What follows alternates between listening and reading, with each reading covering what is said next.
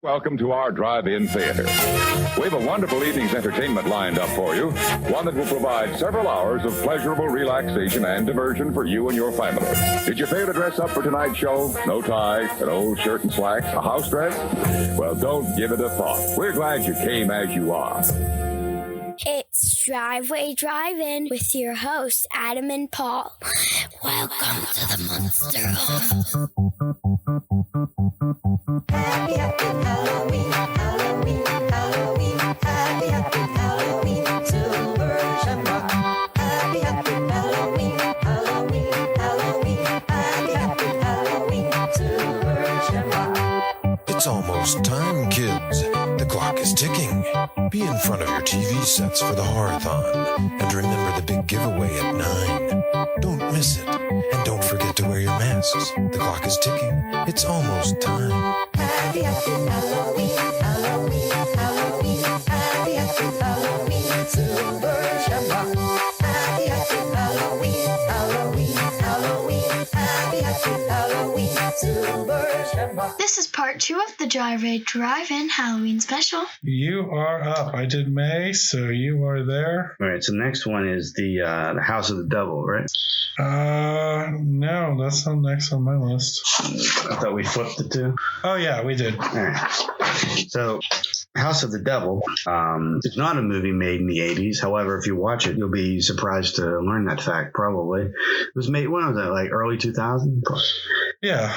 And but it's made in the vein of an 80s film, like a Rosemary's Baby, I guess you could say, or like an Omen film. And it's basically about a babysitter that gets talked into. She's like dirt poor, but she gets this job offer to like watch these kids for like one night for like $300 or something insane. That's a good clip. But when she we should pull that. But like when she gets there, they tell her it's not actually a child she'll be watching. So maybe we should listen to that. Yeah, I'll go ahead and pull that up. And this is a really good movie. This is him explaining what she'll be babysitting.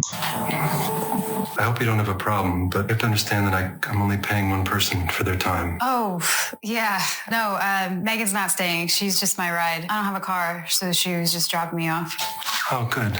And please forgive me for sounding rude. It's just that my wife is very on edge about this whole situation. You're not being rude. I understand. Unfortunately, no, I'm afraid you don't. Excuse me? Please sit down. You have to forgive me, Samantha, because I've not been completely honest. You see, we actually don't have a child. We have a child, but he's grown. This job tonight is not for our child, but for my wife's mother. Oh. Hear me out. Mr. Ullman, I don't have any experience with anything like that. I think maybe you should. Okay, I'm sorry. I didn't mean to. Listen, this is not anything like you're imagining. There's nothing medical that you have to do whatsoever. In fact, you don't have to do much of anything. And I find this all a bit awkward, but you have to understand I have only the best intentions. I've been putting advertisements out for the past 2 weeks to get someone for tonight, but nobody responds to elderly assistance or home care anymore. So I thought maybe a babysitter would get better response. But to be honest, it didn't do much. And like I said on the phone, I only got one other girl, and when I told her the truth, she backed out. So I figure it's all this horror stories that you read in the paper and see on TV that have scared away girls of your age from these types of opportunities. And yeah, there's a lot of weirdos out there. You're right. And I sincerely apologize for being dishonest, but what I'm asking of you is not that different than what you expected. It's essentially just like babysitting. I'm sorry. I appreciate your situation. I do. Okay, what would it take? How about if I gave you another $100? Okay. $200. That's $300 for one night. Please, you have no idea how important this is. 400. So yeah, it's definitely a creepy scene. Tom Noonan is a good guy. We got to meet him at a convention. Yeah, super nice guy. Super nice guy. He's a great Frankenstein. He's a great. And we met him at the Monster Squad panel at Horror Hounds in Cincinnati. And really, he was really proud of the work he did in this movie, though. Yeah, he was, and he's so desperate sounding. And the movie takes a turn for the worse, and he definitely takes a turn for the worse, as you can tell with his desperation to get her to stay. Right. This was a really, a good satanic panic movie. Good Halloween movie. Good Halloween movie. Great atmosphere, which you don't see in too many contemporary films. At the end of the day, isn't that what you're looking for in a Halloween movie? Yeah. Atmosphere. Atmosphere is such a big factor for me. Me too. And I live, for this time of year, it's my favorite time of the year. My house looks like the Walmart, Target, Spirit Halloween, and every other store's Halloween sections threw up all over my living room. Right. So, and I get that stuff out like the weekend after Labor Day, sometimes the weekend of Labor Day. I don't have to go anywhere. So, because I'm, it's a year-round obsession for me, but whatever. But this time of year is like such a great time for rituals and. Now you feel that chill in the air? Yeah. Feel that chill in the air? First time you feel that chill in the air, it recharges your batteries. It does. It does. So, what else do you want to talk about with House of the Devil? I mean, you nailed it there. I mean, I just think it's the vibe of that movie is so distinctly Halloween for me. It is. The girl alone in the dark house, a mysterious presence in the upstairs. She doesn't know what's happening. There's 80s music throughout, which kind of like spices it up a little bit. It does. But it's just a very dark, shadowy movie that I just think is, I bet you not a lot of people have heard of. And House of the Devil, I guarantee it's on a streaming service somewhere. And if you haven't watched it before, please do. You'll love it. You'll thank me for it later. You will. So the low-hanging fruit for this, and unfortunately it's a spoiler alert, is Rosemary's Baby. Mm-hmm. But that's not my pick. And I'd be surprised if you picked that, to be honest. Yeah, no. I decided to latch on to the ritual aspect of this and also the contemporary aspect of this. This is probably the newest movie on my list. It was actually released last year. It's become pretty popular in my house. The movie is Ready or Not, which my theme is rituals, and Ready or Not is a 2019 movie about a woman that marries into a very wealthy game-making family. Why don't you recommend that movie to me, Paul? I told you the day that I watched this, it was fantastic, and that you should watch it. And then I did, and I didn't remember. Yeah, I was like screenshotting texts. Did you watch that movie? I was like, why didn't anyone recommend this movie to me? Paul's like, I did 30 times a day I saw it. And I was like, yeah, okay, guess you were right. Oh, I love this. It's a great movie. It's really fun. It's got kind of the same surprise satanic panic in it. And, it does. And it's got a really, dark and, that would be a really fun double feature. It is. And, it's got a little bit different pacing, and I can admit that. This one's a little bit more fast paced. House of the Devil is admittedly the movies themselves couldn't be any more different. Yeah. But to me, you have the story of a strong surviving girl going through some weird occult stuff. No, it fits. And it totally fits, and I see where you're going with that. And that's a fun evening to me. Sign me up. Yeah. So that was my immediate pick for that. I really like Ready or Not. That's such a fun movie. It really is. And one of my biggest gripes about contemporary horror movies is that not a lot of them are really fun movies that make you feel good while you're watching it. That one does. I mean, she's essentially the female Ash. Yeah. She turns into the female Ash. She does. And I really enjoyed the movie. I couldn't, They should make like 2 or 3 more movies with that girl. Yeah. Anyway. All right. I'm up. No. We just did yours. Oh, man. Can I just go again? No, I'm just going to go. All right. My next movie is going to be probably the most fall movie ever made. If this doesn't get you in the Halloween spirit, I don't know what will. The only film directed by special effects titan Stan Winston. Pumpkinhead. Yeah. Pumpkinhead Personal favorite. has a great monster in it named Pumpkinhead.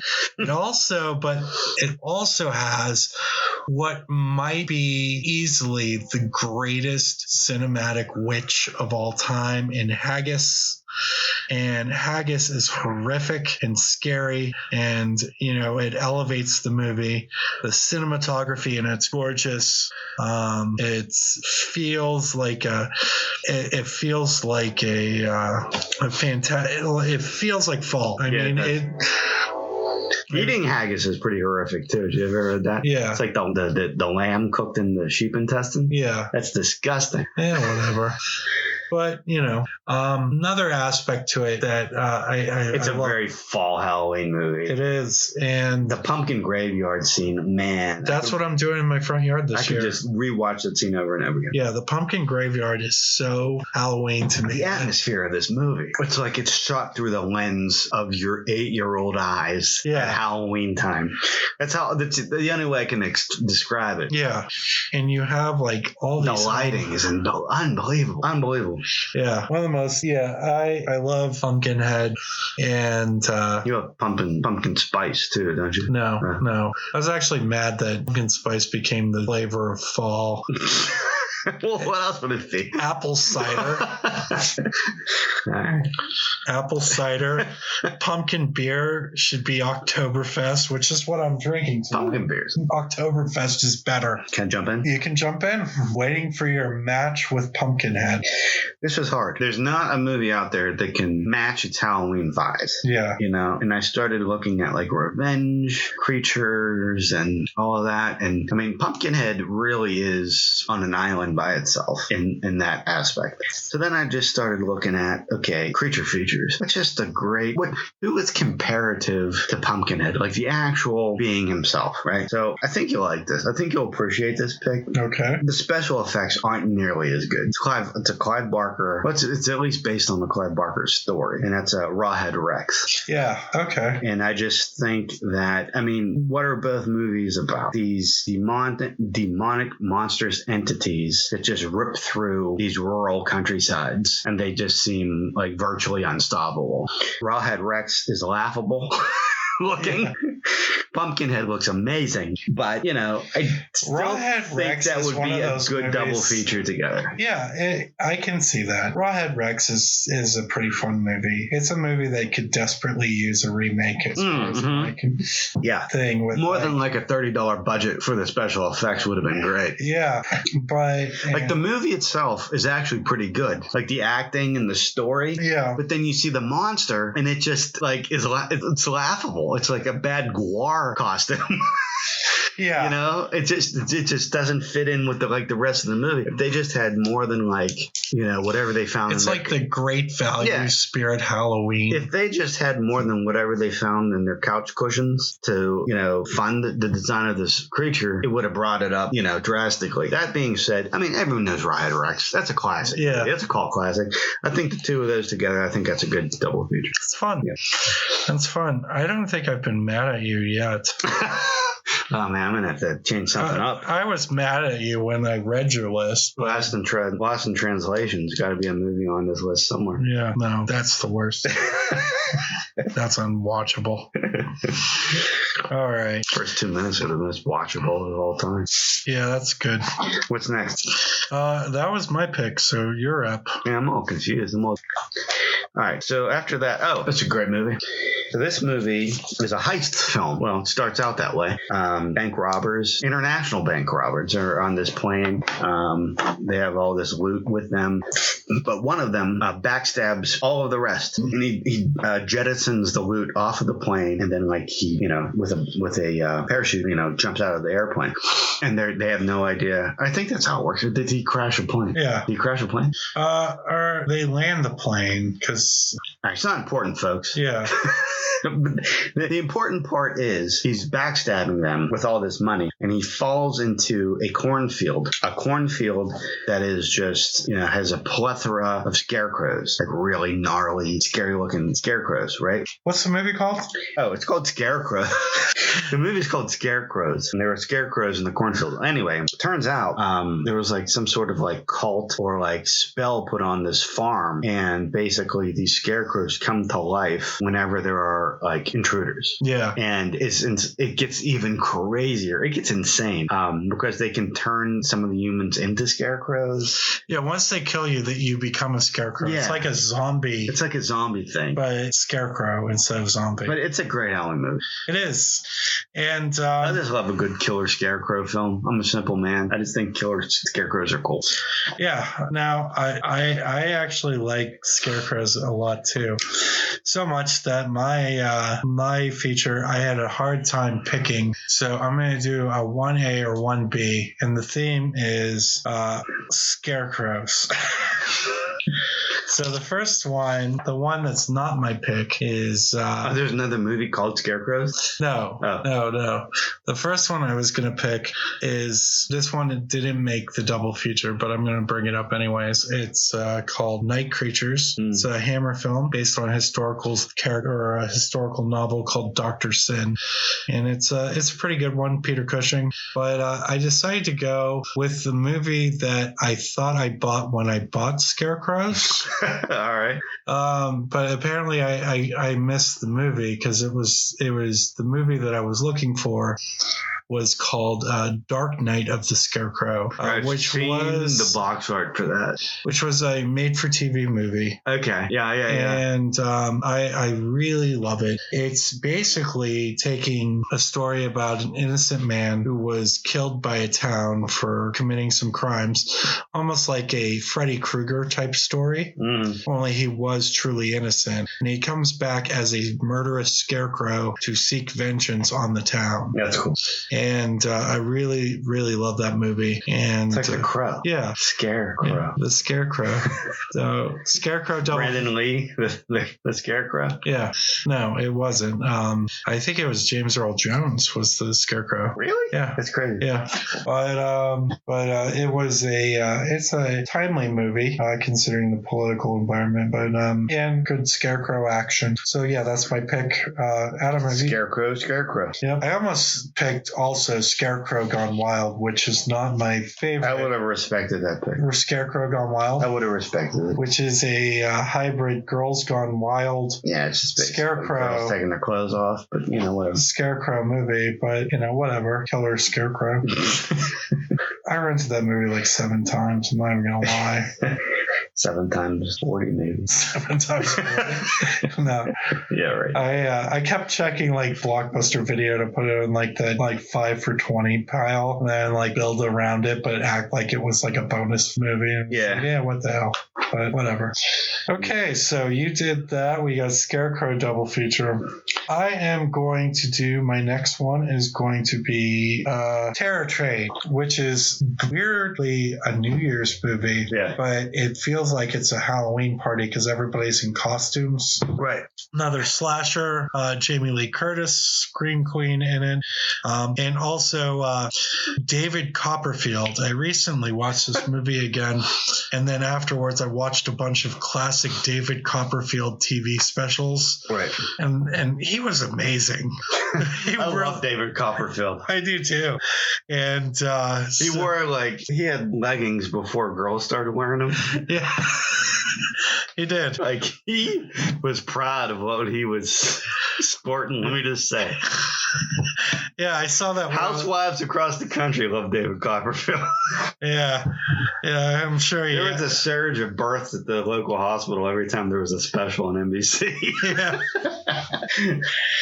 No, he was. I don't know. I was a big David Copperfield fan. It's called a codpiece. Yes. Anyway, what does this have to do with Terror Train?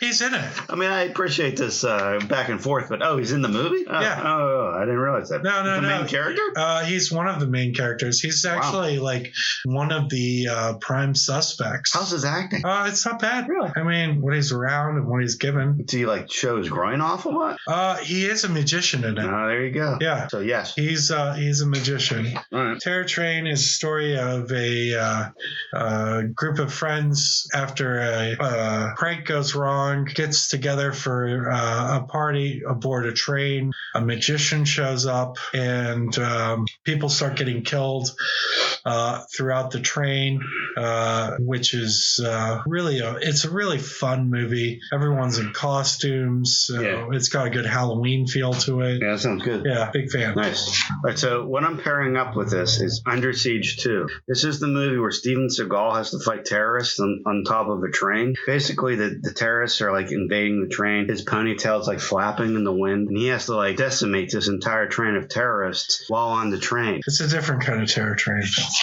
I'm just kidding. That's not my pick. All right. But Under Siege 2, have you ever seen that? I have. Dark Territory. Dark Territory. Yeah. Definitely was. Especially for his career. Yeah, I actually saw that in the theater with my dad. I saw that. I worked at the movie theater when that came out. And I would like go into my lunch breaks. They would go watch that. Yeah. What a bad movie. It was horrible. But all right, so I have two contenders here. Okay. The low-hanging fruit is Prom Night, two horror films with Jamie Lee Curtis that are well-known but not as well-known as Halloween. Yeah. But the one I really want to pair this with for some reason, Prom Night always feels like a spring or summer movie. Against my better judgment, maybe, is Horror Express. Oh, interesting. Tonally completely different. However, how many actual horror films, can you count on your hand and say they take place on a train? I think there's the only two. Actually, there's another one that happens where there's a major climax. Is it? Oh my gosh. It's on my list. Is it Midnight Meat Train? Yeah. Oh my gosh. Yeah. That would have worked great. All right. Well, that would have worked great. Well, anyway, I'm not going to steal your thunder there, but no, Midnight Meat Train is on my list. You could do that. It is on your list? It's not. That's what you want to do. You want to pull it on? Nah, I'm not going to do it. I'm going to actually do Prom Night. Prom Night? I think you gotta. The Jamie Lee Curtis factor is strong. It's stronger than the small connection that being on a train would have between Horror Express and Terror Train. I'm going to say Terror Train and Prom Night is my double feature. Okay. I like Terror Train and Midnight Meat Train better, but whatever. Terror Meat, yeah, that would be a good pick. But I couldn't take it because you picked it. Yeah. I'm not going to do that. I'm not going to take your Actually, answers. you picked Midnight Meat Train because I was talking about a different movie. Midnight Meat Train would be great. Okay, I'm going to change it then. Terror Train and Midnight Meat Train. There you go. Midnight Meat Train is a Clive Barker movie. It is a... You can't dispute that. Yeah. That's a good movie. It's a really Terror Train and Midnight Meat Train is really good. That's a good idea. Murders taking place on the subway. Dude, I just changed my answer during the show. You pulled an audible. Really good. I might do that for one of mine. You never know. Yeah. Midnight Meat Train. Okay. All right. Next up. Guess it's me, right? Yeah, I did Terror Train. You could have gone David Copperfield specials. David Copperfield rolls. Remember when he made the Statue of Liberty disappear? I watched that. Like, how the hell did he do that? It was awesome. LSD in the water. Yeah. All right, so Waxwork. My next film. Good one. Look, if you listen to previous episodes of this podcast, you'll know that I'm a Halloween purist, okay? When I was a kid, if you dressed as Freddy, if you dressed as Jason, if you dressed as Michael Myers, you didn't understand Halloween. You didn't get the spirit of Halloween, all right? You needed to be a werewolf. You needed to be a vampire. You needed to be Frankenstein. You needed to be a mummy, a ghost, a witch. Like the actual, cornerstones of Halloween. That's what you needed to be. And Waxwork has all of these cornerstones covered, all of them. And they are in a very fun way reimagined in certain aspects. Ooh. Like the werewolf in this movie is cool. Yeah. Really neat. The mummy's cool. Yeah. There's actually a Jack the Ripper in this film. Yeah. Dracula's kind of hokey.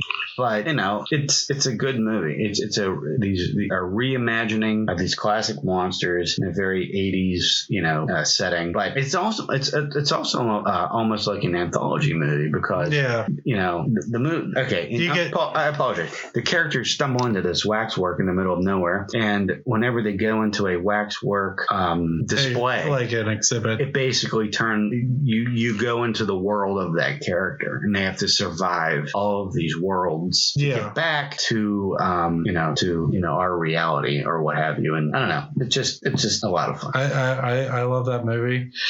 And this one is going to be, I think, a fairly obvious choice to pair it with. It's an 80s reimagining of the classic monsters. It is a great Halloween movie, and it is kind of like the junior version of this in some ways. I can already. Yeah, the movie. Can I guess? You can guess. Monster Squad. Yes, Monster Squad. Great pick. It is. And I love Monster Squad so much. I do too. It's such a great movie and really fun. And unlike Waxworks, the Dracula is actually one of the best scary Draculas. Duncan, what's his name? Duncan Rager or something like that. Yeah. We met him at the HorrorCon thing. Yeah. Well, yeah. He's the best Dracula that isn't Bela Lugosi or Christopher Lee. Oh, he's fantastic. Bar none. He's scary. He's evil. He does the Terminator, the T-1000 thing where he just mows down like a legion of cops. Yeah. He's breaking their necks. You're like, they can't hurt this guy. He's the best.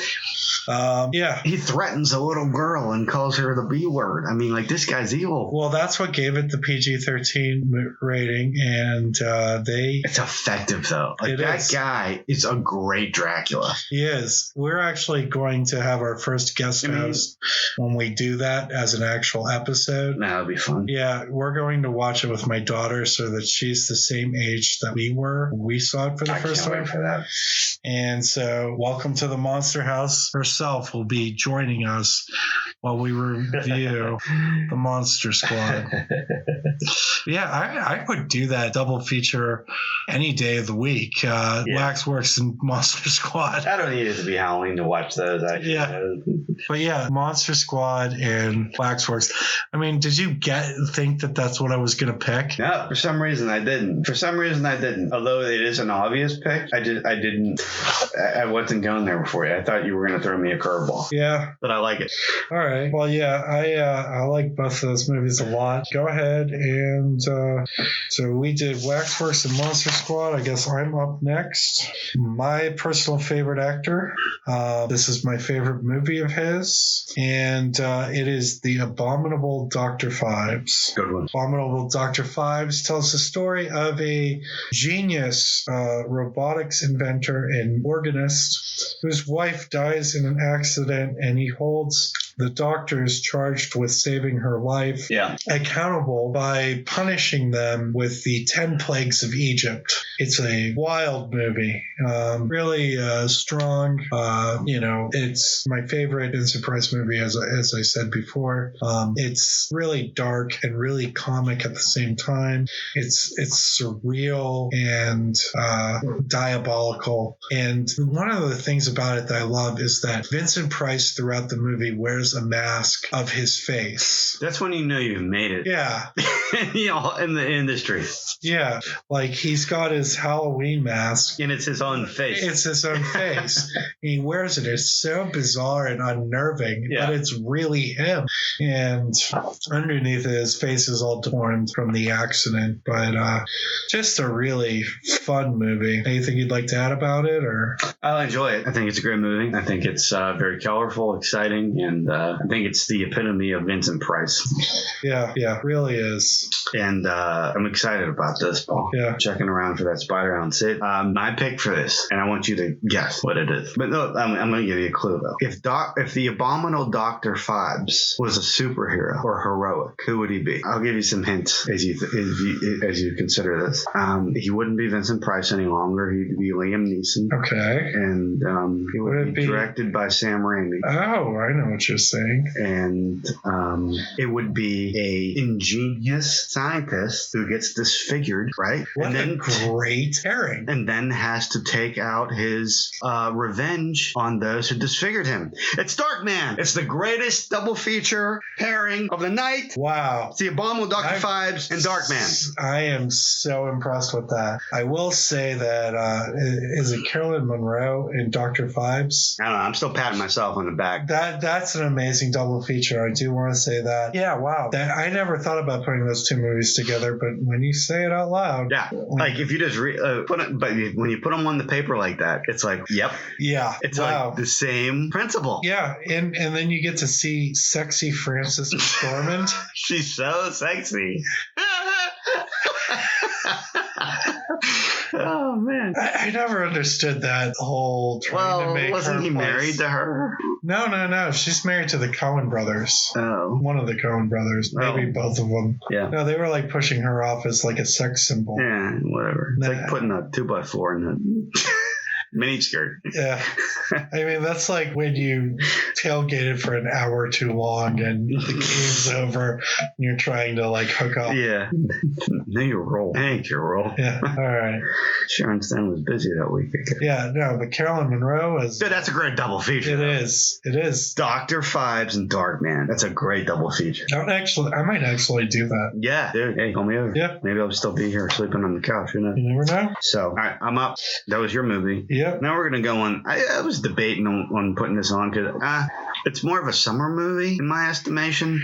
However, the subject matter is just, I don't know, it's just too cool, you know? And like a lot of people do like the occult stuff and conjuring spirits and that kind of stuff in October. So my next movie is The Gate. Yes. The Gate, which is a 80s, cornerstone. It is. And that's about kids that have like a record. Like I'm pretty sure the record was supposed to be based on like Metallica or maybe like Ozzy Osbourne or something. Because when you or like Megadeth, when you play it backwards, it gives you these ritual like a spell. Yeah. To say to open like a portal to hell. They don't know that that's what it does, but that is that's what it does. So, but there's there's rituals involved, and like lightning strikes a tree, and then somebody actually accidentally gets cut, and blood goes into the hole where the tree was, and all this stuff. Well, anyway, it opens a gateway to hell, hence The Gate. But it's also one of these movies where like the kids have to kind of like figure it out. Like the adults are gone. Yeah. And I love those movies because I always used to like, when I was a kid, like to live, like think like, all right, what would I do if my parents were around? You know what I mean? How would I sort this out? And so like, don't they form like the giant ones form like the giant one in that one, or is that Gate 2? The adult size one. There's all kinds of different, like there's the very miniature demons. Yeah. But then like there's a scene where like, okay, a zombie shows up out of nowhere and they hit the zombie, and when the zombie falls to the ground, his body breaks apart into like these little demon things that like scurry all over the place. And at the very end, there's like this very large, like almost like a claymation demon, almost like Harryhausen. Yeah.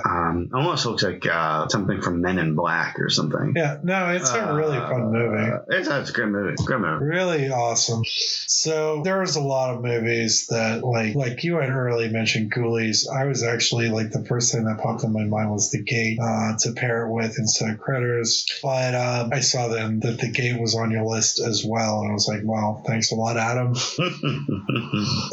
So I tried to think about The Gate, and I decided that I would latch on to High Schoolers in Trouble because they're playing their records backwards and summoning evil spirits through heavy metal music. So I picked the 1980s film Trick or Treat. Nice. The one with Gene Simmons. Gene Simmons and Ozzy. Ozzy plays the preacher who's offended. That's a good pick with this one. That is a really good pick with this one. And I picked Metal Metal Night. I like it. No, Metal Night. Oh, I love it. I love it.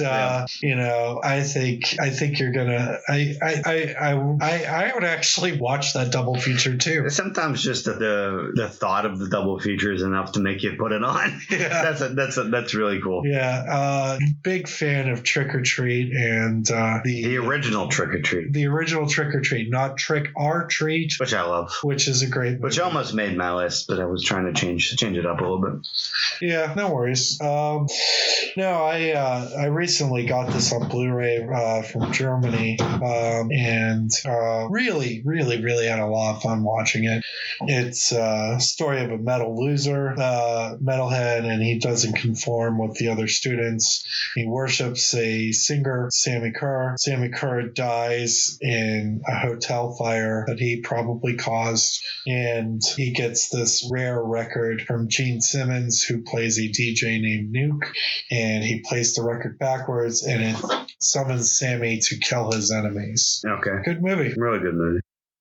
You think you're quite unique, don't you, Mr. Bannister? But in my business, I deal with your type every other week. This death figure is nothing more than a homicidal alter ego that satisfies your compulsion to kill. No. Every time you want to take somebody out, death figure suddenly appears, does the job for you. It's your rational mind's way of absolving yourself of guilt. No. When'd you first start seeing spirits, Frank? After Deborah's death? You killed your wife. No! I have studied the coroner's reports of every death in Fairwater since 1985. 28 cases involved crushed hearts, arteries choked until they burst. That started in 1990 with your beautiful wife, Deborah. She was the first. Ray Linsky. You have an argument with him, 3 hours later, death. Magda Reese-Jones. I know you didn't like her. But what about the guy in the toilet? What'd he do to you, Frank? Piss on your hush puppies? Why are you shaking?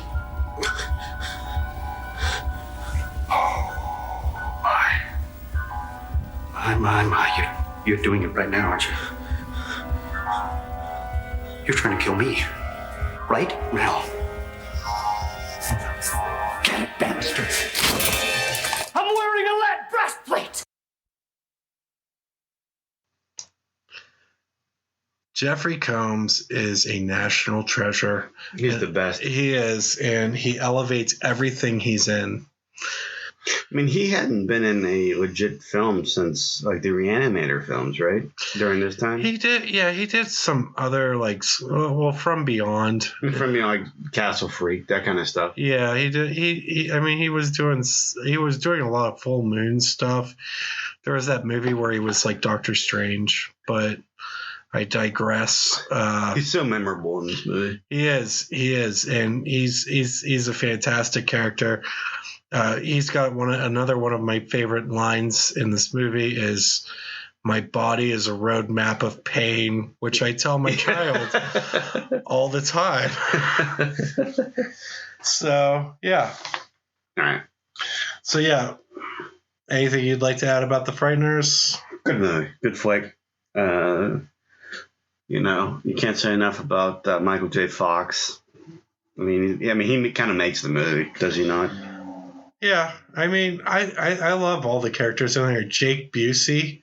It's like his last memorable character. Yeah, it is his. Apart from like the Curb Your Enthusiasm stuff where he plays himself. Yeah. But yeah, it's him playing a different character. Kind of surprising that this didn't spawn any sequels. Well, he was diagnosed with Parkinson's shortly after. Yeah, well, they move on. They were about to move on with Ghostbusters without Harold Ramis. You know what I mean? I'm just saying, like, they could have made a new one. Yeah, they could have. And I think this is when Peter Jackson got obsessed with Hobbit. Yeah, he got the money for Lord of the Rings. He'll tell you all about it on the commentary track. It's like, and here's why my theme for these double features is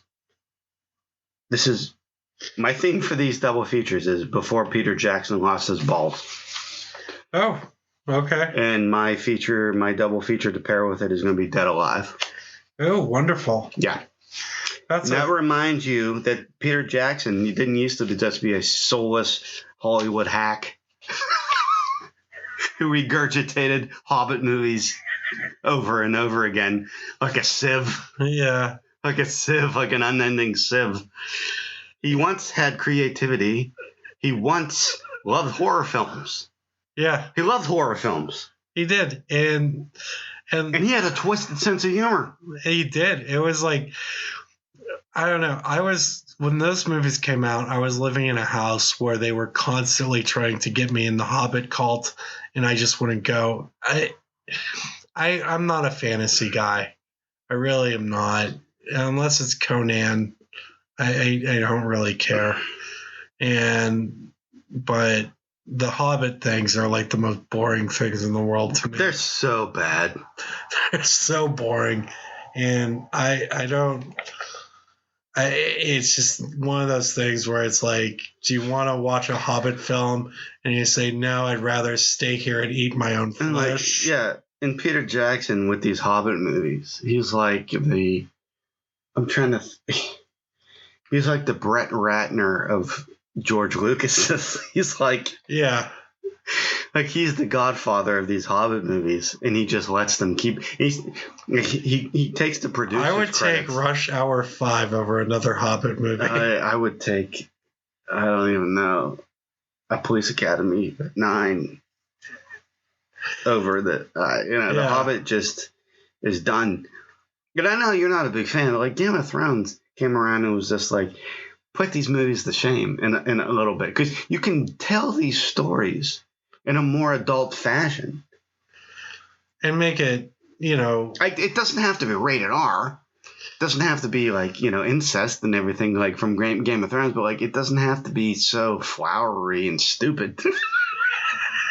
And have like an hour long, like, what was the last one of these? Return of the King? The Return of the King, yeah. So that's a 3-hour long movie. And the movie was over in 2 hours. The whole third hour was the characters saying goodbye to each other. Look, you self-indulgent jerk. End the movie. I have stuff to do. Oh my God. I was just like, I was like dying for a cigarette. I had to go see it in the theater because the girl dying for sunlight, the bathroom, something to eat. Yeah. I couldn't. I don't get it.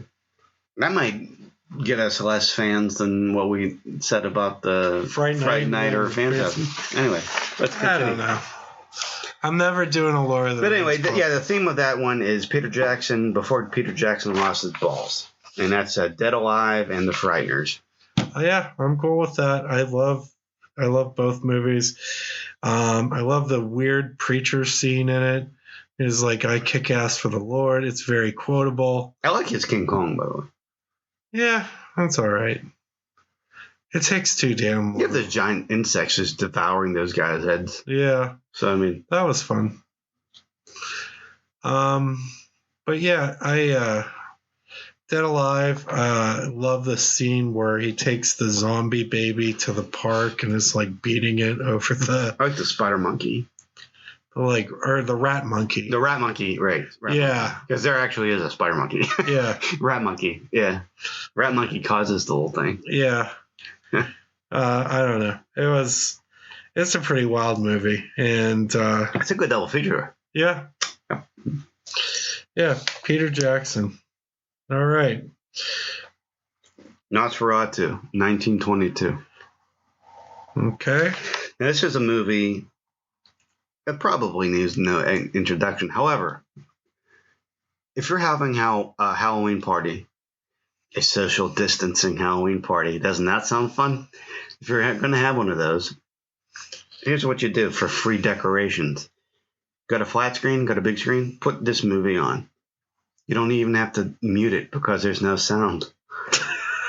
And wait, let me pull up a clip real quick. Yeah, we're going to pull up a clip. It would just be us chewing and talking to each other. Anyway, it's free decorations because the whole movie is beautiful. The whole movie is creepy. The whole movie is the essence of Halloween. And you want free decorations? Put on Nosferatu on streaming on your big screen when you have a party. And people will thank you for it. It's a silent film. It's absolutely horrifying.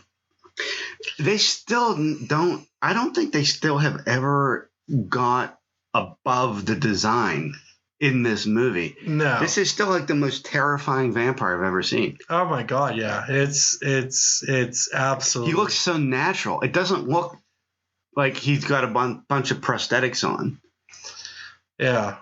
That's why Shadow of the Vampire, resonates so well because, it's so effective in this movie. It's so great. Yeah, I mean, Max Schreck, that's his name. This is the only movie he was in. I don't know if that's true or not. That's what they say in the other movie. Yeah. He he was a vampire. Yeah, he was definitely scary. He's the reason why you can make a movie like Shadow of the Vampire, where you like kind of don't know if the vampire is real or not. Yeah, because he definitely looks like he drinks blood. So and they said he was method. They said that like he kept that crap on, and just wore it. Yeah, and just scared the crap out of everybody. Pretty much. Yeah. So mine's another one that's a silent. I'm really curious because I thought for sure you were going to pair this up with Shadow of the Vampire. I thought that was just a dead-on match. So I'm very curious what you have here for this one. Yeah, I'm going to keep the theme of silent horror movies. Can I guess? Nah, I don't think you're going to get it. Can I guess? You're not going to get it. Can I guess? Go ahead. Cabinet of Dr. Caligari. Nope. Oh, man. Okay, good. No. I do love... That would have been a good one, though. It is a good one. German Expression. Also terrifying. It's a little bit too dreamy for the stark reality of... Whatever, man. I thought you were going to go with it. I was wrong. What's up? What do you got on deck? No, I'm doing a 1922 film. It's a documentary called Haxan, Witchcraft Throughout the Ages. Good pick. Also makes for good Halloween decorations. I know. It's like a semi-documentary. Well, yeah, it's reenactments because it's historical, but... Like some of the most nightmarish imagery. It is. It's absolutely horrific. And it's just about like witchcraft throughout the ages? Yeah. And they do these reenactment of these witch scenes. Oh, that's a good one. That's a really good one. And also makes for good... It's also free Halloween decorations. It is. You got a Halloween party, put that stuff on, man. I'm telling you. Yeah. So Haxan, Witchcraft Throughout the Ages is my pick. It's kind of a good pick. It's like I said, it's a docudrama. I'm proud of you. Where proud of you, Paul. Thank you. You did good. Yeah. So it's kind of a... Don't mean to be tripping you up. Yeah, it's a story based on a German novel that was the basis of the witch trials, witch hunting, and the Spanish Inquisition called I can't think of it. It's like the Malefice Maelstrom. Take your word for it. Yeah, it means the witch's hammer. Gotcha. It was written by a monk, and that's what they used to determine if somebody was a witch or not. It's not very scientific, believe it or not, but they do wacky with it. Yeah, well, no, it was a book. Witch's hammer do? No, it was a book. Oh. And they just called it that so that they could stop witches from... So the book was called a hammer? Yeah, I guess. Confusing. Whatever. It's hammer time. They used to throw you in a moat. And if you like floated to the top, that meant you were guilty? You were guilty, and so they shot you with arrows. It was insane. And then like if they tortured you, they'd be like, well, God didn't prevent the pain, so you're guilty? Yeah.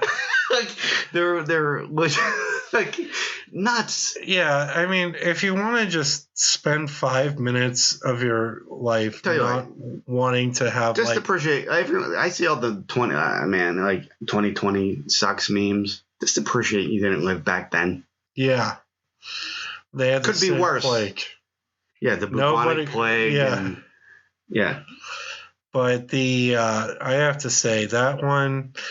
If you want to do yourself a favor, go on YouTube. Just Google Haxan, the Black Mass. Nosferatu Haxan double feature. Yeah, that's. You want to get real quick? Get into the Halloween spirit. Do that. Yeah. Good pick. Yeah. Good pick. I'm gonna go classic too.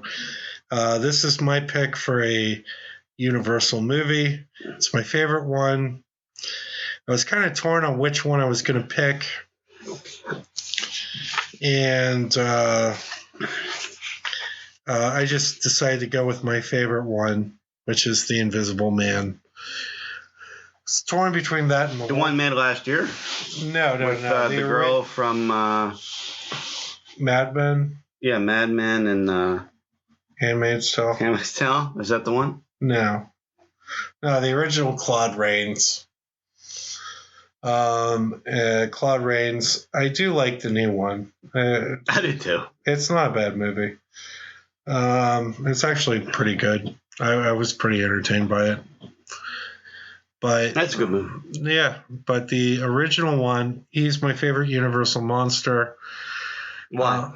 Because he has such a good time being a monster. He's not like torn or upset about it. He's just like he loves it. He loves it. He's having a blast. He is. He's hilarious. He pulls pranks on people like I would.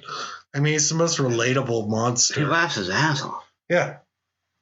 It's only I think he's the only Universal monster you ever even hear laugh. Yeah, he has a great time being a monster. He doesn't care. He doesn't want to be dead. He's just like, yeah, I want to take over the world and be evil. Yeah. And I'm totally on board with that. There's something about him too.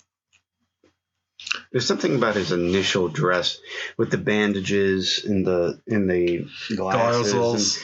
It almost looks like a Halloween costume. Yeah, you were that one year. I was. It was great. It was my best, but it was suffocating because I basically just used ace bandages. Yeah.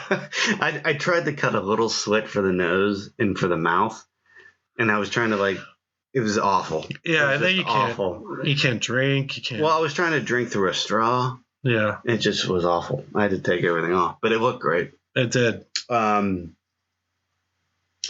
My match with this, I didn't try to stray too far from the subject matter. You have to do Universal. Here's the deal. Well, it's not Universal. It's not Universal. It's not Universal. But it's in the time period. And it's very much in the same vein. I went with Dr. Jekyll and Mr. Hyde, 1931, Frederick March. Oh, Frederick March. I think that's the greatest version of the story put on film. Not Spencer Tracy. No, that version sucks. Yeah.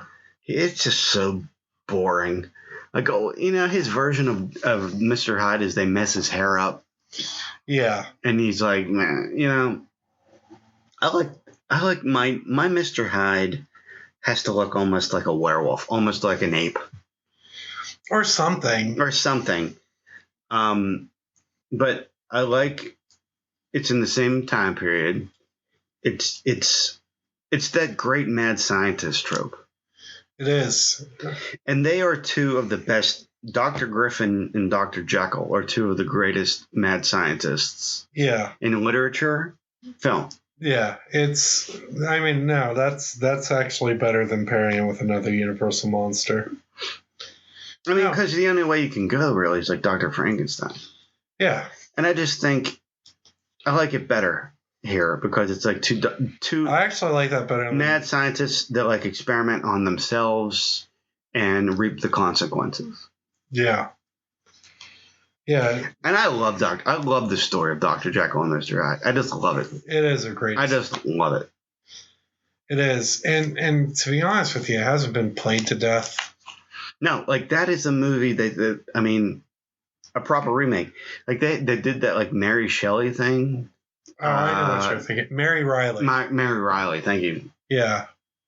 And they thought it would be a good idea to tell the story from the maid's point of view. Yeah, it's just it's and then I took the laundry out and right. That's like telling a Friday the 13th movie and the movie shot through the point of view of the guy that runs the bait and tackle shop. Okay, if it was the You're All Doomed guy, I would. Well, that would be good, but it's just the guy that gives the groceries to the kids that go off to get killed. Yeah. I don't know. The guy that cannot tell a fake ID. Good casting with John Malkovich. Yeah. I think it's because they got Julia Roberts in the movie and they just had to What do we do with her? She's got to be the star. Yeah. Okay. I don't know. Yeah. I don't know. No, I like that a lot. Yeah, dude. Invisible Man and Dr. Jekyll, Mr. Hyde. Yeah. That's a great double feature. It is. I approve. Okay. My turn? It is your turn. All right. Well, a lot of movies we covered on this list, and not one of them had a killer baby in it. So I'm going to break that trend. Time for a killer baby movie, Paul. Well, you had killer kids. Killer kids, but not killer baby. Killer baby. I mean, killer baby is a different genre, I think. Yeah. I mean, I guess you could argue it's the same thing. Well, whatever. But it's alive. All right. I think it was made 1980. It was either like early. It was either I didn't write that down. It's either late 70s, early 80s. Yeah. And that's where the guy is expressing doubts over being a father. He's in the waiting room with all the other fathers, and then, suddenly there's just a bunch of screaming, and the alarms go off, like fire alarms and whatever. And the lady gave birth to like this mutant baby that they never really explained. They say it had something to do with pollution or something, but she rips the throats out of or the baby rips the throats of like the doctors and nurses and stuff. And anyway, it's a really strange movie. Yeah. Where did that come from? If you're gonna do, actually, oh man, you might have picked this. If you're gonna do a Fear of Fatherhood double feature, I didn't. So Alien would be a good one. Yeah. Because supposedly the alien bursting from John Hurt's chest is supposed to symbolize, like that whole movie is supposed to symbolize the fear of fatherhood, the fear of motherhood. Yeah. And what have you. But anyway, I don't know. It's a weird, strange little movie. But if you catch it at the right time, in the right frame of mind, and it's got to be like around 2-3 in the morning. Yeah. It's an interesting watch. It is. Yeah. So I had a really hard time trying to pick. Yeah, it's a tough one. Double feature for this. But Killer Baby, Paul. Killer Baby. You can do it. No, I didn't. I decided to hold on to the fact that it's something that you don't really view as a threat ever. And something made by the same guy, Larry Cohen. And I just can't get enough. Oh, man. Enough of the stuff. Oh, man. It is the Killer Yogurt movie. I love that movie. And I know you love that movie. You actually turned me on to that movie. I do love that movie. So, yes, it's a Larry Cohen double feature. That's a surprise to me, I'll be honest, dude. Yeah, I was grasping at straws. I'm like, oh, it's Larry Cohen. I could just pair it with the stuff. It's weird. It's definitely weird. It's got like a sense of question authority. I was going to fight you on that double feature, but like now I want to do it. Now I want to watch it. Yeah. Now I want to do an It's Alive stuff double feature. Yeah. I can't think of without going into I almost put It's Alive 2 or Island of the Alive. Yeah. But no, I don't know. Alive 3 was so disappointing because that's when you're supposed to find out what they looked like when they were big, when they were grown up, and they just looked like grown up babies. Yeah. Like nothing changed. They were just bigger. It's a complete waste of time. Yeah. No. I wanted to do something that was a little bit more fun and dark and it's definitely it's a stretch, but it's a stretch, but I like it. Yeah. So you paired a really odd movie with a really odd movie by the same odd guy. Odd guy. So I can live with that. Yeah. I mean, was that or Maniac Cop? I don't know. I like this stuff. Yeah. In relation to that one. No, I'm kidding. So we're up next. I'm up next, right? No, you did It's Alive. It's my turn. Oh, man. Why do I keep messing it up? I think it's because we both finished talking. Yeah, maybe why. I don't know. I'm just so interested in what I have to say. Well, yeah. What else is new? What else is new? Adam loves the sound of his own voice. It's true. So, my next pick is something, is a vampire movie. And it's one of my favorite vampire movies because it's got little monsters in it. It's got great atmosphere. It's got a great Halloween festival in it. It's my favorite full moon feature film. It's Subspecies, which features one of my favorite monstrous vampires, which is another ongoing theme tonight. Radu, who might be, like one of my favorite vampires. This stuff. I'm still on the stuff. I just can't get enough. I want some yogurt and mind control, I guess. Subspecies is weird, man. It's a weird movie, but I'm not fully on board. I'll be totally honest. Well, I love those movies. It's fine. You can't, and there are plenty of people that I'm not fully on board. Okay. Like the vampire's weird. Like there's some sort of like Shakespearean thing going on with like his father in the castle. Yeah, the father is Dracula. Like this whole other. They don't say that. Yeah, it's nice to know that, but they don't say Vlad. It's Vlad Tepes. They say his name is Vlad Tempest. Yeah, he looks like a. Okay, well, he made a deal with the. There's like this mythology that like it's a little hard to follow. Yeah. And like he's a vampire that always looks like a vampire, which is respectable, but he doesn't have like a human appearance. No. He always looks like a freaking freak. Yeah, he's a monster. I mean, he's centuries old, and he wants his father to get off the throne so that he can take over. Right. And how many movies? There's like 5 of these. The 5th one is coming out. And finally. Finally. I can't wait. I'm going to be there. Finally, Radu has come back to Hollywood. It's all in right. there. Well, all right. So, initially, and we have this rule. If I have a movie on my list, I can't pair it up with one of yours. I think that's respectable. Yeah. However, the best movie to pair up Subspecies with is The Gate. We can't use it. Yeah. But that's the best. Or even Ghoulies. I think The Gate, because like in Subspecies, like it's the vampire and he has these like henchmen that are like these little tiny monsters. Yeah. And then The Gate, like they're these little tiny henchmen. Yeah. I don't know. I just think that would be a good one. I went with Vamp. Yeah. I just think interesting pick. I like Vamp a lot. It is a good movie. And I appreciate Subspecies.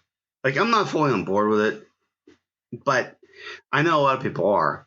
Yeah. So there are a lot of people that are. Yeah. And I just think putting those two together makes a lot of sense. Yeah. They're in like a category of vampire movie like on their own. Yeah.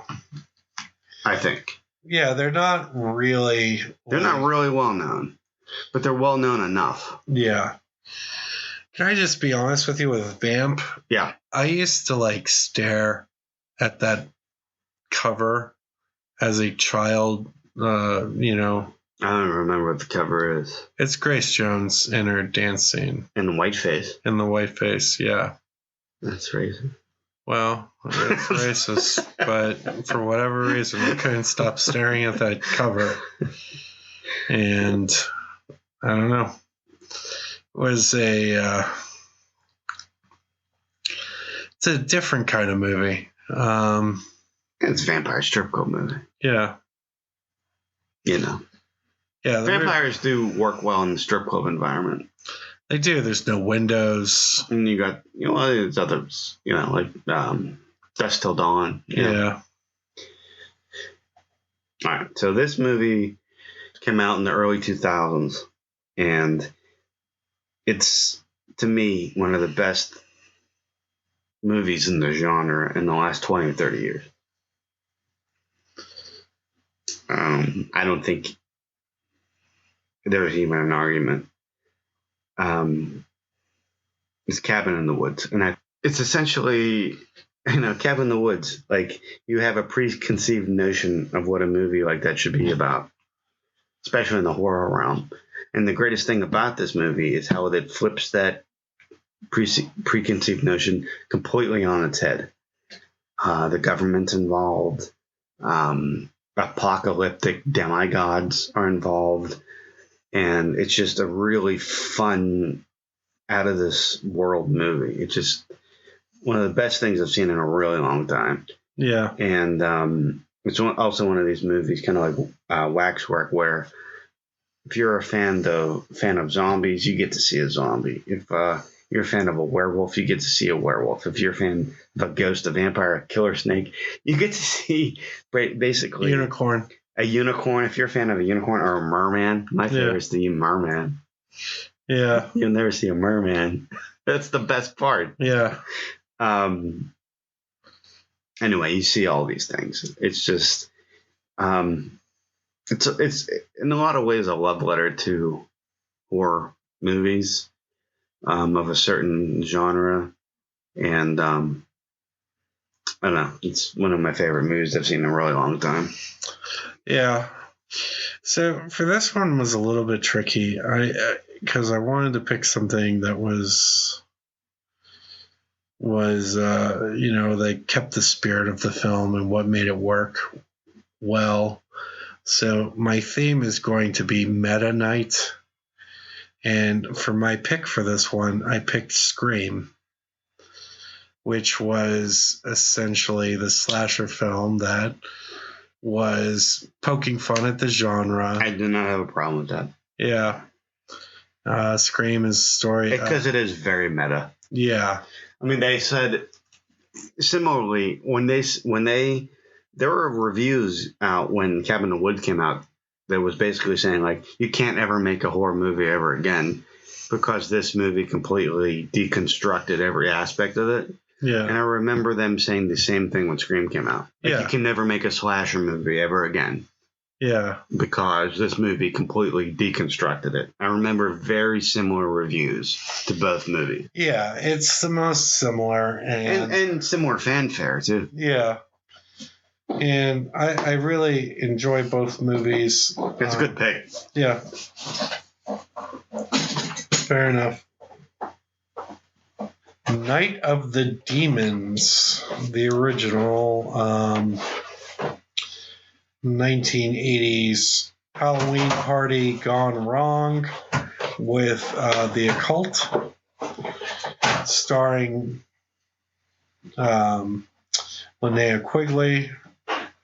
It's a cult classic film and one of my absolute favorites. It's a real treat to watch. It's one of those movies that I kind of avoided for a long time. I don't know why. I guess it was on that list of things I never got around to. I think I watched it with you for the very first time, and it became an instant. I'm sorry, which movie is this? Night of the Demons. Oh, okay. Oh, yeah, that one. Well, Linnea Quigley. I'm not even allowed to say that name in my house. Yeah, you're in my house. So I met Linnea Quigley once. She took a picture with me, and my girlfriend / fiance is just very jealous about her. Yeah, which really upsets me. She did invite me back to the VIP party. Well, both of us. Yeah. Neither one of us had any money to do that. Yeah, right. Seemed very uncomfortable talking about this. Let's talk about this, Paul. Yeah. They wanted us to come back to the VIP party. Yeah. Let's talk about it. Let's get like Yeah, all the sex cards and on the shit. table. All right. All right, continue. No, it's a movie that like just. It was Remember that she put her arm around me and she was like, "Have I ever worked with you before?" And I was Yeah. like, "No." And then she was like, "You know, do you want to get married?" No, she didn't say that. Dude, The other part was- you're digging the grave, all right? It's not me. I'm trying to help you out and get you out of there. All I know is it's sad. Kim doesn't listen to this. We're fine. Okay. Well, regardless, it's really sad that she hates her so much because Kim would make a perfect Linnea Quigley, like, possessed We've been trying to get her to do that for years. for years. But anyway, Night of the Demons. Man, we didn't know what we stumbled on when we found this movie. Yeah.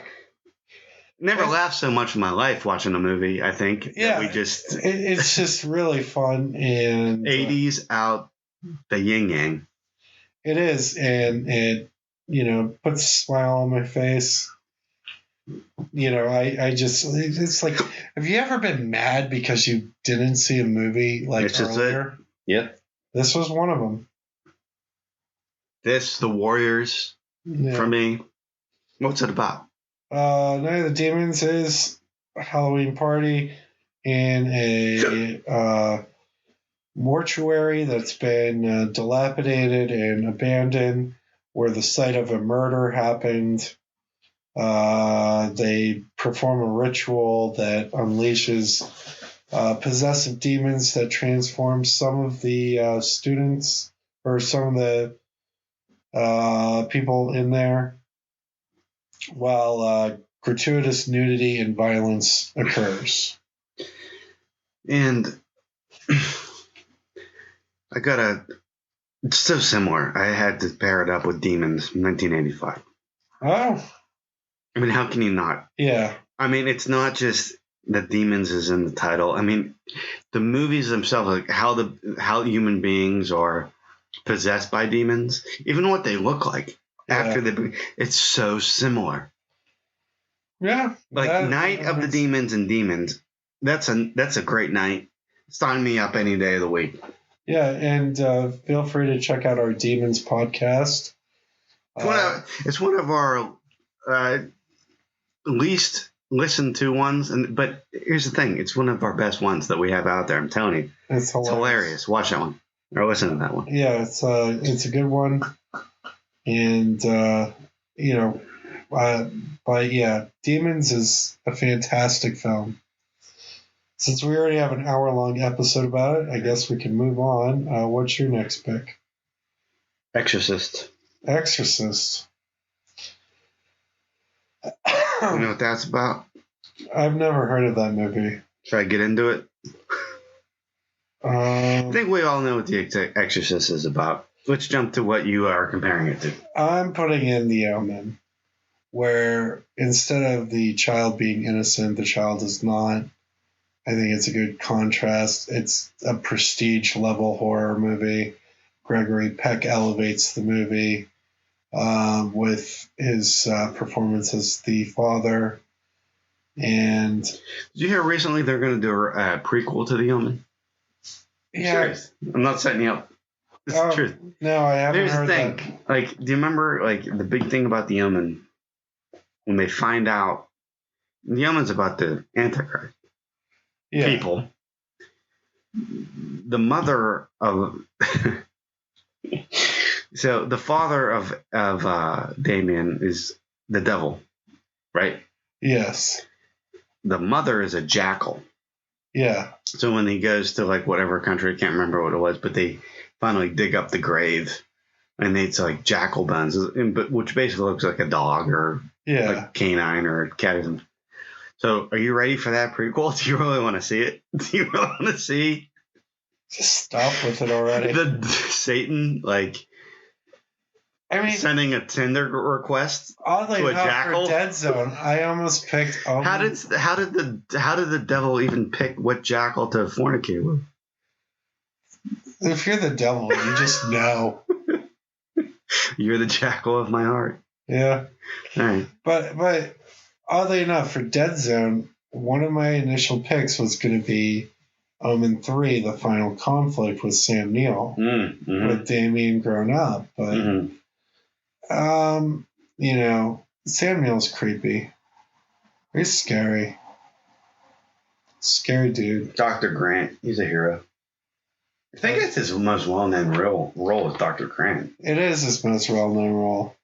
Well, He's been in a lot of creepy stuff, though. He's been in Event Horizon, In the Mouth of Madness. What was the Possession movie? Oh, it was Possession. Possession. Yeah. He was in... I think he was in, like, The Piano. He cuts his wife's finger off.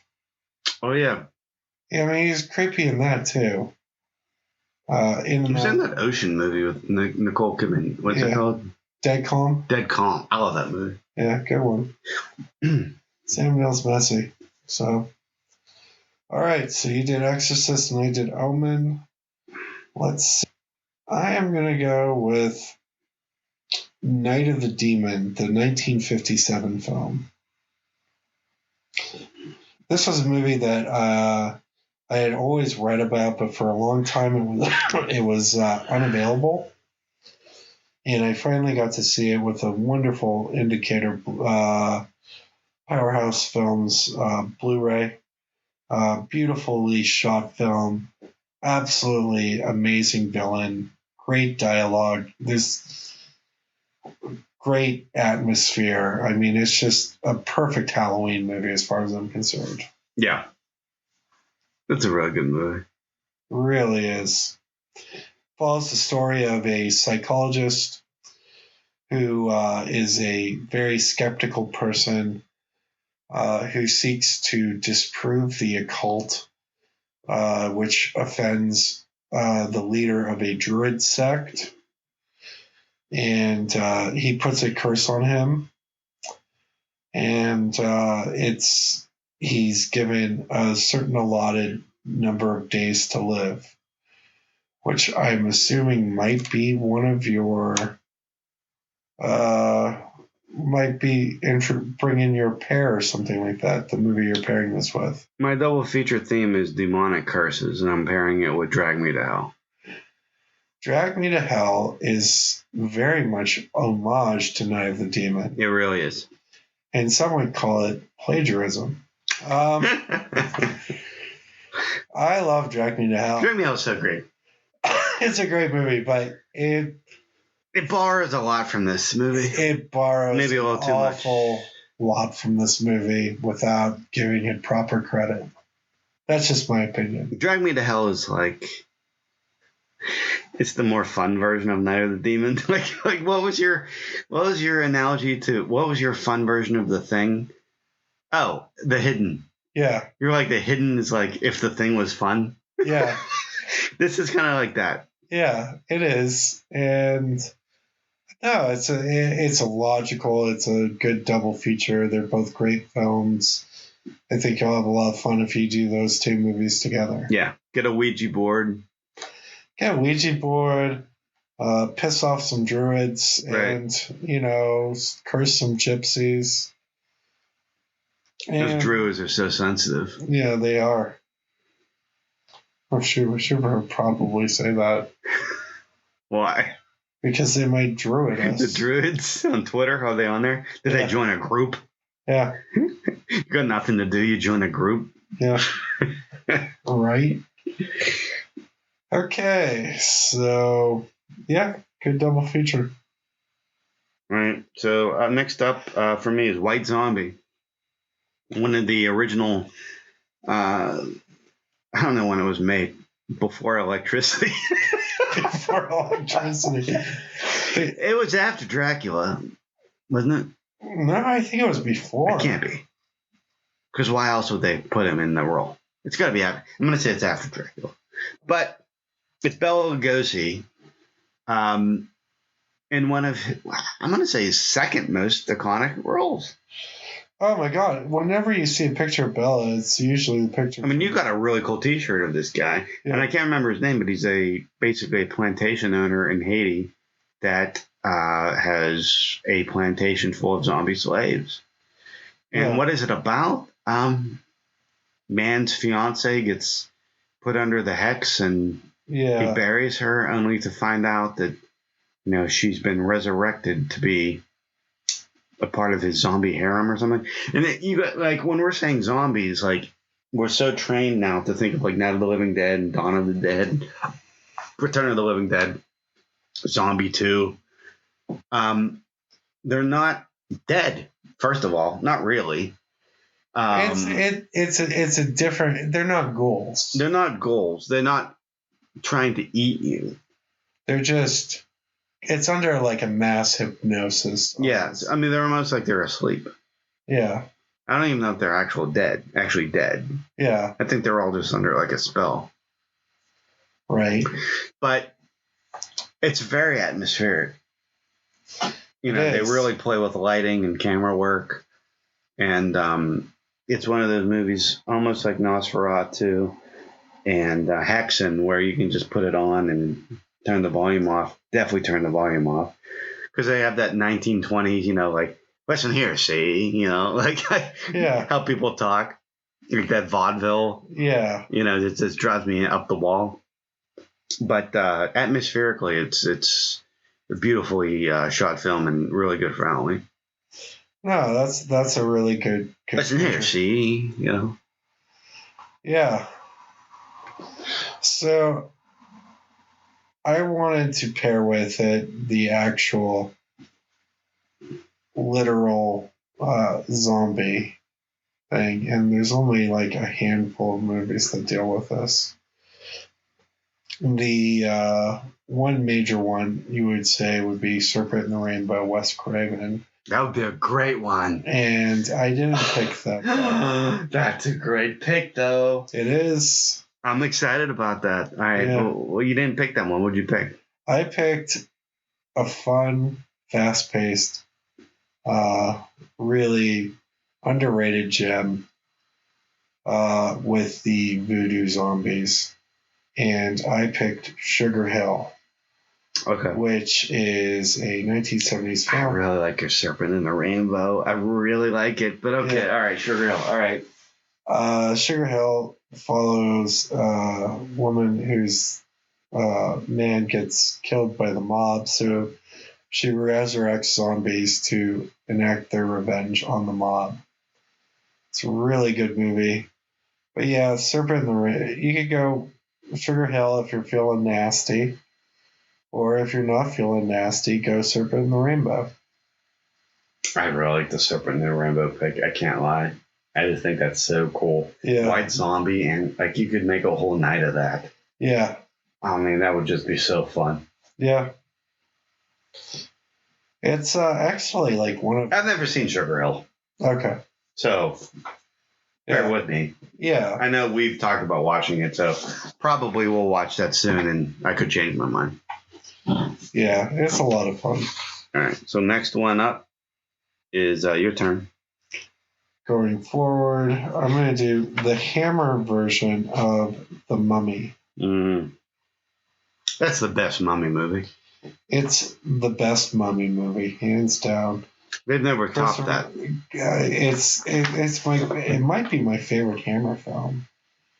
It's the one that's like...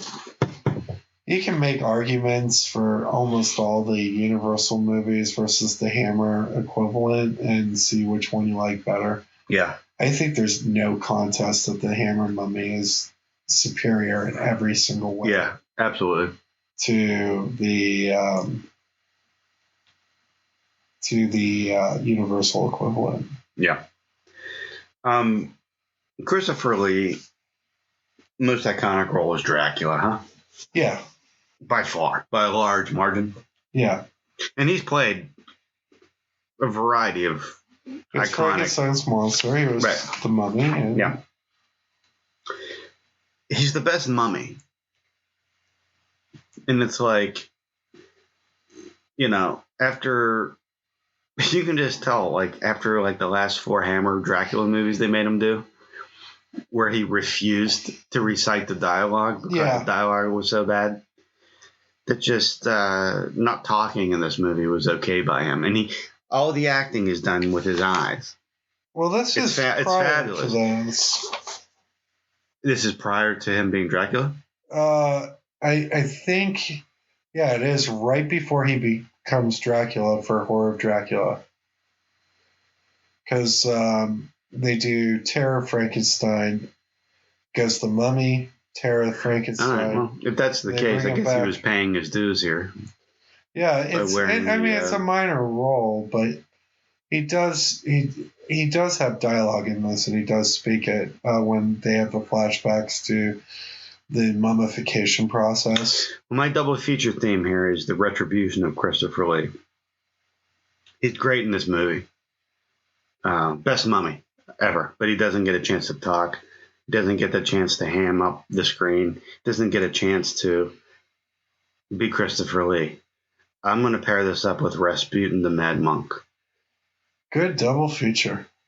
And it's Christopher Lee acting with just his eyes, and then Christopher Lee giving you full-blown insanity.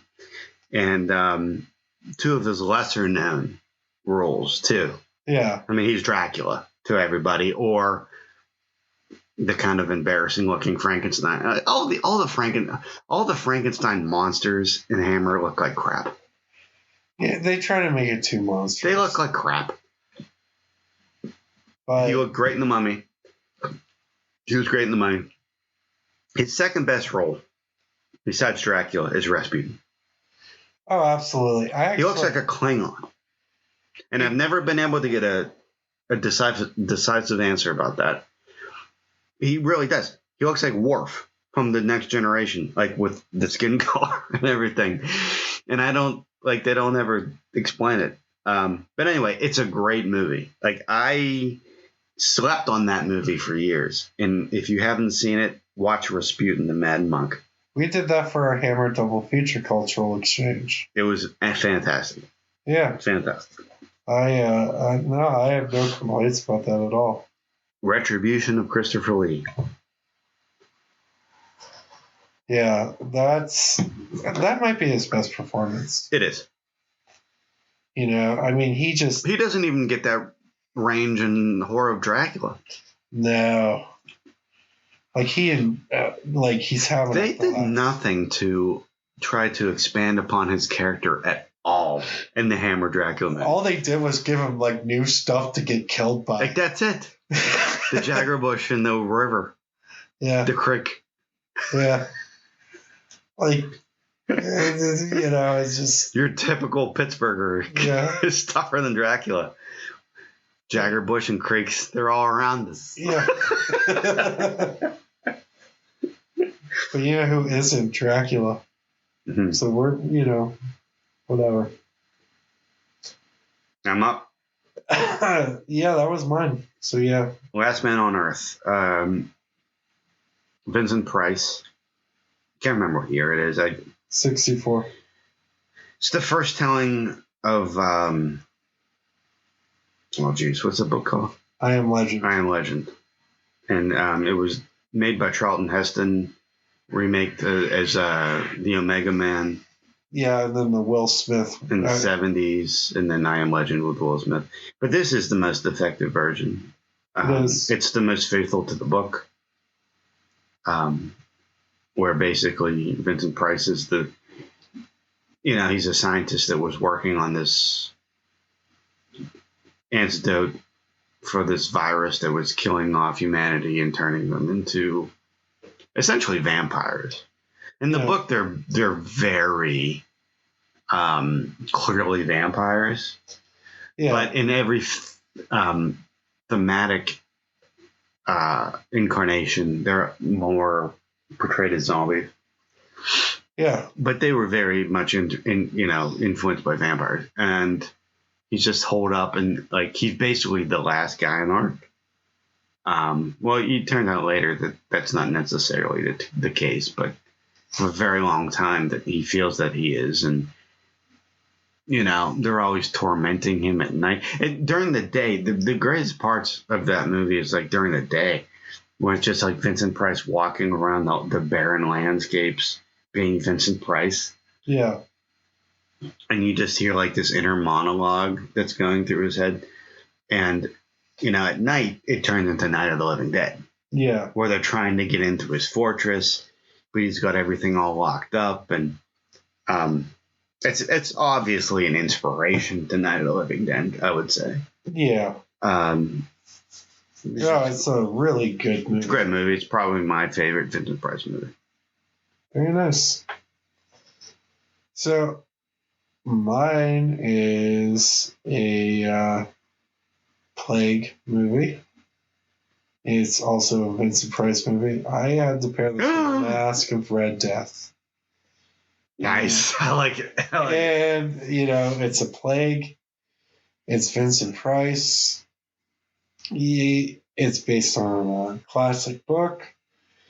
And I feel like they go kind of hand in hand. Yeah. And I'm actually probably going to do that double feature this week, too. That's a good one. So. That's genius. So, yeah. One more to go. One more to go.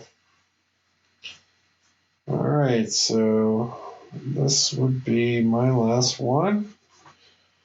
And that movie is one of my favorite ghost stories. I love the paranormal. And I like a good haunted house. I like movies with scientists. I like movies with skeptical people. And I had to pick The Legend of Hell House, also based on a Richard Matheson novel, who wrote I Am Legend. And really a fantastic little ghost story with starring Roddy McDowall, Gail Honeycutt, who was a Bond girl, and Pamela Franklin, who really carries the movie as the medium who the ghost is interested in. It's a seedy, racy kind of retelling of The Haunting of Hill House. But it's really dark and foreboding and a little bit more, I don't think action-packed is the word, but it's faster paced for sure. Mm-hmm. Okay, so... There's only 2 haunted house movies that I can stomach. This isn't one of them. That said, I'm not going to put The Shining in this spot because I think we talked about earlier. Well, I kind of view it as a good Halloween movie. I get your point. The snow, the winter aspect. Yeah. Like if it's like a blizzard outside, does that really feel like Halloween to you? No. So that's eliminated. So there's only one choice for me. That's House, 1985. Okay. I mean, it's a haunted house movie. That's like the only thing that has any similarity with what you just produced. But, even with that movie, there's a mystery element. There is. And I don't really know how to connect the two movies other than the fact that House is a fun movie. They're about haunted houses. Do you need more than that? Yeah, there's like different subgenres of haunted house. Yeah, suck and suck.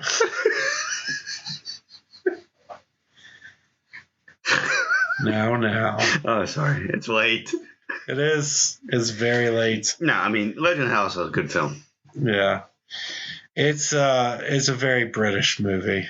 I think that's what it is. I think that's what I don't like. Yeah, I know. Like, you just... I don't like the talky British, blah, blah, blah, let's have some tea. Yeah. Let's hang out and wear, like, fancy clothes.